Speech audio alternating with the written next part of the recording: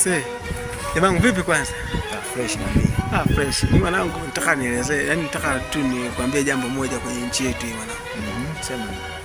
Bwana hii nchi bwana mimi naona yani ninapoona mwanangu nchi bwana inakuwa. Sasa kama inakuwa mbona unaongea kinyonge?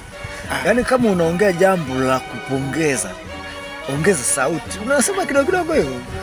Ongeza sauti. Nchi inakuwa, unaona? Siongee kinyonge, yani manake fly imefurika sana kwenye moyo. Kwa hiyo nashindwa kuidhibiti. Sawa. Nchi inakuwa kwa sababu naangalia nje ya vitu ambavyo wanavionaga huko, lakini bado hata tupenye nipo hapo hakika. Hakika. Hakika sana. Inakuwa kwa namna gani? Hebu tuelekeze. Inakuwa hasa kwa miundombinu. Miundombinu kama ipi? Miundombinu mfano kuna SGR, umeona mambo mengi, kuna maviwanja ya ndege, viwanja. Kwanza unajua kuna kiwanja cha mpira kinachoanza kipya. Nimesikia unazungumzia SGR hapo. Hebu hivi hapa tuko kwenye reli yetu. Hivi SGR, hebu tuangalie reli hii, ni reli yetu. Hii ni reli. Reli, sio? Hii ni reli. Ndio ile. Hivi reli ndio SGR yenyewe au SGR ni ikoje? Sasa hii kwanza nimesikia kwanza kabisa wanaposema kwamba wanataka waifanyie marekebisho inayo pia iwe kubwa. Hii hapa ni Tazara ila wana mpango iwe kubwa. Yaani iwe ya kupitisha treni za speed. Sawa kabisa. Wanataka wapishe treni za speed sana. Kwa kifupi, sawa, ni jambo zuri. Kimaendeleo ni hatua nzuri. Hapo nimekuelewa sana. Kuna kingine? Mengi. Mengi. Umeona pamoja na SGR pia naona hata tu watu tu wenyewe tu kwanza uhakika. Sawa. Umeona. Watu tu uhakika. Ninaposema kwamba watu uhakika unajua maanisha nini? Watu uhakika. Ukiangalia miaka ya 2002, 2099 hadi 2010 sasa watu wamejenga bana. Nenda kwa kama mkoa wa Mbeya hapo huko Chunya huko watu wamejenga mwanangu. Sawa kabisa. Watu wamejenga. Watu hasa kwa nini wamejenga? Wamejenga kwa sababu tayari serikali imeruhusu hela. Umeona? Watu wamejenga nje ya miundombinu. Kwa mfumo gani sasa hapo serikali? Sasa maana yake hata ajira kwa sababu watu wanapokuwa wanaajiriwa kwenye makampuni mbalimbali maana yake au kwenye maofisi mbalimbali ya serikali hela ndio inatawanyika kwetu. Sasa unamsemeje? Kumbe watu wakiajiriwa hela inatawanyika kwetu. Hela inatawanyika. Sasa unasemeje kuhusu yule alikuwa anatumbua watu, anawatoa watu ambao walikuwa wameajiriwa kule na mando walikuwa wanachukua hela kule wanatuletea na sisi.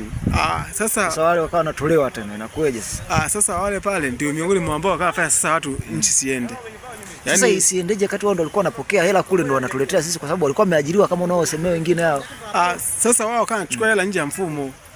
Lakini si hela wanachukua zinakufikia. Hela inanifikia lakini inakuwa nje ya mfumo. Kwa mfano hela inakuwa nyingi kwa awalaia. Umenielewa? Lakini unakuta serikali inakuwa haina hela. Sasa miundombinu yese itajengwa. Miundombinu haiwezi kujengwa kwa sababu watu wanaiba hela. Ndio itanifikia mimi mwananchi, lakini unakuta sana miundombinu kule itashindikana kwa sababu hela inakuwa hamna. Kwa hiyo nje ya hivyo kuna wengine kana ingia nje ya mfumo. Kwa mfano kuna watu wengine tutashangaa wameajiriwa nje ya mfumo. Kuna watu walikuwa na vigezo lakini automatic anajikuta mtu hana vigezo anafanya kazi, mwingine ana vigezo yuko mtaani. Kwa hiyo ilikuwa kwenye haki pale ilikuwa sio vizuri. Kwa hiyo kwamba ina maana watu walikuwa wanatolewa ni kwa sababu walikuwa hawajakizi vigezo. Ila sio kwamba kwa sababu walikuwa wanaibia serikali. Pia kuna watu ambao wanaibia serikali. Sisi tulikuwa tunatangaziwa hapa tukasikia tu mara milioni fulani zimekamatwa watu kwa sababu kuiba upo kwingi. Kuna kuiba ndani ya serikali, kuna kuiba kwa mfumo wa kutokulipa kodi. Umeona, kuna kuiba kwa kuua na mali zisizokuwa za halali. Yaani kuna mali zingine zinakuwa za halali. Za halali kwa sababu unazo wewe, lakini sio za halali kwa sababu njia ulizozipata unakuta umepitia kwa kanyaga baadhi za watu. Umeona, kwa sababu mtu labda wewe kuna watu wengine kwa wengine ni maaskari, wengine ni walimu, wengine ni nani. Lakini unakuta kupitia ile nafasi alionayo alikuwa anaweza kuwabana wale ambao wanajua sawa hapa hawana uwezo wa kisheria. Kwa hiyo wale ndio wanatumbuliwa. Kwa hiyo naye kana fanya ni sehemu ya kazi yake. Umeona? Ni sehemu ya kazi yake. Unataka kusema kwamba ina maana viongozi wetu wako makini. Wako makini sana. Wako makini sana. Kwa hiyo ina maana unawaambiaje wale ambao tena wanataka kuingia kwenye utumishi kwa njia za mchongo? Mimi naona kwa njia za mchongo waache. Tuendelee kwa sisi ambao mimi kama mimi kwanza, mimi chongo yangu sio kwa ajili ya serikali kwa sababu kuna baadhi za sifa za mambo labda kazi zile kubwa sina hizo sifa kwa sababu mimi najijua, umeona. Sawa. Lakini mimi naweza nikafanya mimi kama mimi. Kwa hiyo kishaona wewe una sifa kama nafanya kama wewe. Hapo sawa. Tunaingia nje ya mfumo alafu baadaye unakuja unadhalilishwa kama walivyokuwa wanadhalilishwa wale jamaa. Hapo hakika. Ndio jamaa wangu. Kwa hiyo ndio hivyo tu.